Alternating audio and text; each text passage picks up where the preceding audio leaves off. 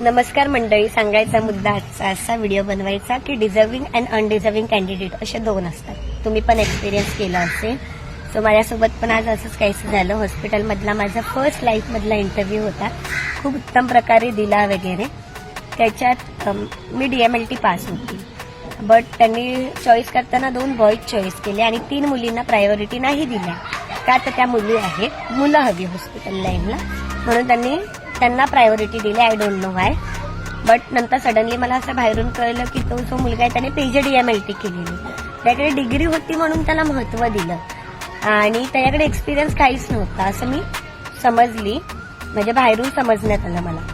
आणि मी जिथे एक्सपिरियन्स घेतली होती 3 वर्षाचा, लहान पोरांना बऱ्यापैकी हँडल करायचा मला एक्सपिरियन्स होता वगैरे, तिथे त्यांनी मला प्रायोरिटी नाही दिली. किंवा त्या अदर 2 मुली होत्या त्यांचं जे काय बॅकग्राऊंड होतं त्यांना प्रायोरिटी त्यांनी दिली नाही. ह्याच्याकडे PGची डिग्री आहे म्हणून त्याला प्रायोरिटी दिली विदाऊट एक्सपिरियन्स. आणि इथे आम्ही जे वेल डिझर्विंग कॅन्डिडेट गेलो होतो त्यांना मात्र महत्त्व नाही दिलं. सो ह्या गोष्टी काही कुठेतरी खटकतात. तुमच्यासोबत पण हा एक्सपिरियन्स झाला असेल. माझ्या लाईफमध्ये पहिल्यांदा झाला हॉस्पिटल बाबत हा एक्सपिरियन्स. बट ठीक आहे, ज्याच्या नशिबात आहे ते त्याला मिळणारच आहे. नशिबात लिहिलेलं कोणी नेऊ नाही शकत.